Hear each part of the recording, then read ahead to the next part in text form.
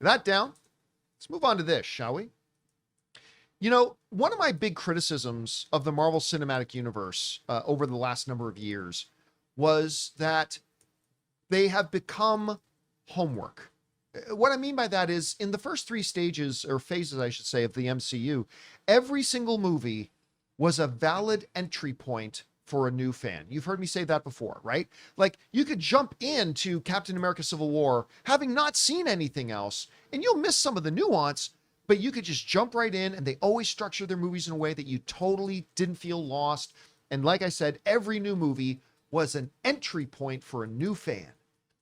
And I've said since then, it's become a little bit more convoluted, which has led Kevin Feige now, who I can only assume religiously watches the John Campea Show, said this comes to us from Comic Book Movie, quoting the Wall Street Journal. According to a recent Wall Street Journal report, Kevin Feige has come to feel that the MCU is a no new fans club, and has told his Marvel Studio colleagues that watching every new Marvel TV show and film has started to feel more like homework than entertainment. Where have I heard that before? Which I think is incredibly accurate. Of course, I think it's accurate because we've been saying that forever. And that may have led to a strategic shift because a new report has come out that is suggesting that Kevin Feige and Marvel may really start separating. We heard Bob Iger hint at it, but they may really start separating their movies and TV world. It goes on to say this. In his latest newsletter, Jeff Snyder, who of course friend of the show, you see him on our show every once in a while, shares what he's heard about Marvel's new strategy, and he believes that going forward, quote, the upcoming Vision series will be the last Marvel series to feature major characters from the movies. Oh, you'll get mentions of major characters, like how Spider-Man, the Peter Parker version, was referenced in Daredevil Born Again during a speech where the newly elected Mayor Fisk mentions a man who dresses in a spider outfit while condemning costume vigilantes. There are going to be a whole lot more references like that in Marvel shows, but look for those shows to continue to be based around characters like Wonder Man, who arrives new to the MCU on Disney Plus in December, rather than Vision, a big screen character whose audiences are accustomed to paying to see. All right. This is how I think this kind of goes along with and fits in with what Kevin Feige was just acknowledging. That the MCU's kind of become, because the way everything's interconnected, has become a no new fans club. You're either in the club or you can't come in now. It's too late. They have hinted before. I remember a year and a half ago, Rob, Marvel started dropping hints that they were going to start to create a little bit more of a gap between their movies and their television. Some said the television will become more street level. I didn't know that. I ever kind of bought into that. But here's the thing, by creating a distinction, even if it's a thin distinction, between their movie properties and the stuff that happens on TV, it means that, like, one of the problems that the Marvels faced was that you're looking at, if you're a movie fan, you're watching the trailers for the Marvels, you get the feeling you're supposed to know who two of the three main people are, but you have no idea who they are. Mm-hmm. And the trailer implies you're supposed to know who they are. Well, I'm lost. I've never seen this Photon. I've never seen this Ms. Marvel. I'm completely lost. I mean, I know Captain Marvel, and I think that was one of, there were other problems, but one of the problems that movie faced. And honestly, I think this would be a good move. If Jeff's report is correct, and you have to take that with a grain of salt, but if it's correct, and that does seem to go along with what Kevin Feige was just saying, I think it would be a very smart move on Marvel's part to start to create more distinction. I mean, yes, you can still say they happen in the same world, but nary do they interconnect, nary do they cross over. Hence, you can have Wilson Fisk implementing martial law in New York, and then we go into the Thunderbolts, and everything looks fine in New York. Listen, I would go one step further. Personally, with all the problems of the old DCEU, they had it right. Television was television, movies was movies. And regardless of that one the two flashes met in that one moment, forget that. They kept them completely separate.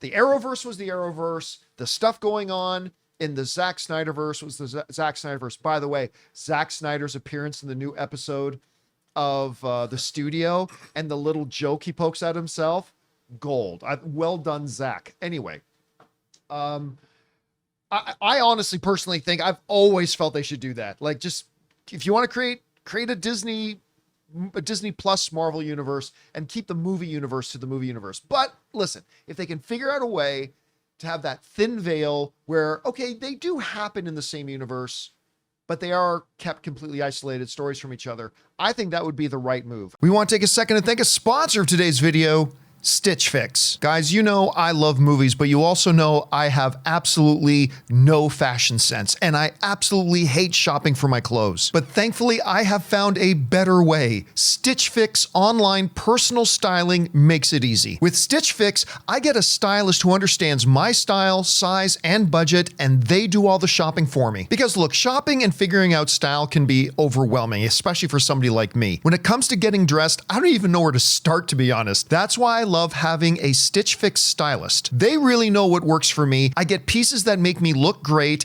and it's a real confidence boost. You just give your stylist your size, style, and budget preferences. You get to order boxes when you want and how you want, no subscription required. They send you personalized pieces, and the fit is always on point. No stores, no crowds, no stress. Just personalized looks that you will love. So guys, make style easy. Get started today at stitchfix.com/Campea. That's stitchfix.com/Campea. I don't know, Chris, is that an overreaction on my part? Do you believe that they're going to do that? Should they even do it? How do you see this? I really liked what they did initially on Netflix, right? Of referring to events, having some kind of connections, but being able to tell their own stories, especially in that kind of boots on the ground kind of way that were more humanistic stories about towns or people or things of that nature, not the intergalactic battles. I do think we definitely have hit a wall in that you have to know too much when you go to a Marvel movie. And we've talked about this ad nauseum. It's something we discuss all the time. And it's something that keeps a lot of my non-comic book, superhero friends away from these films, or has me give them a rundown of stuff so they don't feel dumb before it happens. And I don't love that. Right? I love geeking out with people. I don't want someone to feel like, hey, am I not smart enough to go see this movie? Do I not know enough about this? That's not a great way to appeal to an audience of, well, you don't know. It's a gatekeeping thing. And that's the cool thing about fans and fandom is we should always be welcoming new people into it. Why would I not want someone to love the stuff I love? Why would I not be excited about telling them about how cool Photon is? Like, that's the whole point of going to your local brick and mortar and going, oh, have you read this week's issue? Holy shit, man, you are in for a treat. That's what these movies should be like, too, is you should have a fun time and you should get a little fun extra bit, right? Like some of those Easter eggs we saw in Daredevil or in Deadpool and Wolverine, where if you're a comic book fan, you'd be like, oh, that's cool. That's really neat that it's there. But it doesn't add to the overall story. It's just a fun little thing just for you. I think these stories should be accessible for everybody, and having it so you don't have to watch 4 8-episode series as well as all of the movies and everything, I think opens it up to a lot of people. I like the continuity in that we're building on stories and things like that, building to these big events like we had with Endgame. But ultimately, I feel like it should be I went and saw a bunch of movies that I want to keep watching, as opposed to I had to go watch every single thing Marvel took out, even if it's not to my taste. Because the other thing about these comics, just because they're comic book stories doesn't mean they're all the same kind of story. You might like one character more than the other. You might not want to follow Moon Knight. You might not want to follow Echo. And you shouldn't have to watch a show that you're not interested in. So 3 movies from now, you can kind of know what's going on. Yeah. Well said. Rob, what do you think about this whole thing? Well, I would echo my esteemed colleague's assessment about this. The thing about, I've been a comic reader most of my life, and I've always liked it when we got a mini series about a big character that would tell a story that might not have somewhere to fit in the grand continuity of things, but it was still a valid story that gave you insight into that character, like when a great creator had something to say.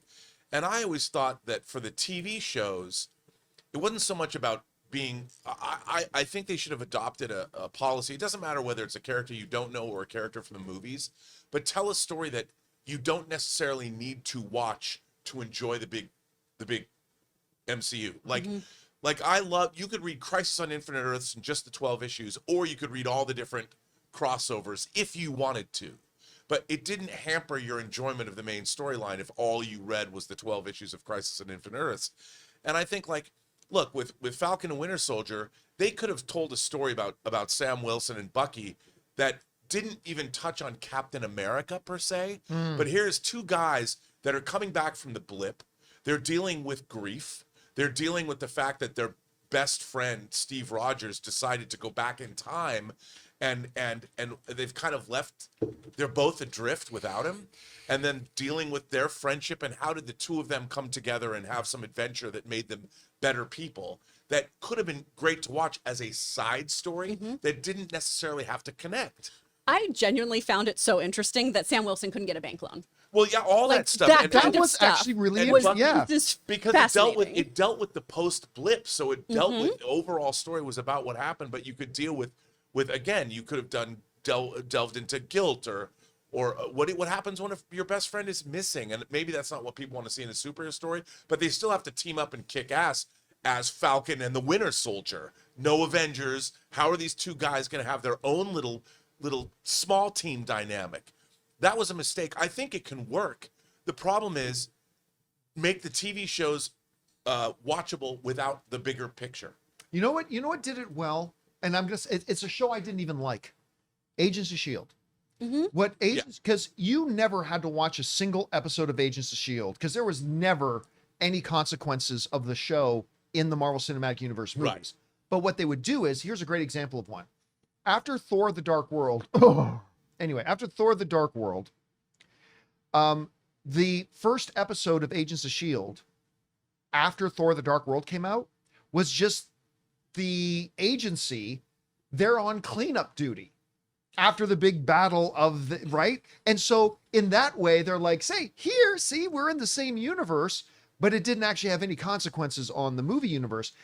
That's actually, I think, the right way for them to do it. They did it with Totally agree. they also did it with Winter Soldier. So then when they realized Hydra was mostly infiltrated into Shield, then Agents of Shield had that kind of like civil war. Yeah. So like the TV shows would reflect what's going on in the movies, but the movies never reflected anything that was going on in No. the TV shows. That might be a good way for them to approach it. Also, I mean, another thing about all this is I couldn't look Moon Knight. I was so looking forward to it. I hated it. I just hated Moon Knight. But what they did in that show was they asked a bunch of questions about these Egyptian gods and eating the souls of people on the streets of Cairo. You're like, wait a minute, this has massive ramifications. Right, it was too to big. the bigger MCU story. Why are you doing that when the character of Moon Knight is a perfect character to exist as a street level character with mystical overtones? Everything had to be big. And it was just like, this annoyed the F out of me. I'm like, why am I watching this gobbledygook? Go back to the original Mensch Sienkiewicz run that I fell in love with. Not that you have to do what I say, but you turned it into But it would this- help. when you have Egyptian gods fighting over the pyramids of Giza, and you're like, well, does this have any ramifications with the Celestials and the gods of Asgard? What is going on here, and why am I watching this? I still feel that way, but I bought the hot toy. Anyway, guys, the question is for you. What do you think about this? Kevin Feige's saying, like, right now, Marvel is the no new fans club because there's just too much homework that has to be done. A lot of that has to do with television. Compound that and piggyback that on with what Jeff Snyder's saying is that the new direction of Marvel is going to be don't have so much of the movie stuff crossing over with the Disney Plus show or vice versa. Good move, bad move. How do you guys see it? Whatever your thoughts are, jump down to the comment section below and let us know your thoughts. Hey guys, thanks so much for watching this video. Make sure you like the video, leave a comment, and subscribe to our channel. And don't forget, we have a daily podcast called the John Campea Show podcast, available on Apple Podcasts, Spotify, or your favorite podcasting app of choice. Go and subscribe to it today so it'll be there when you need it.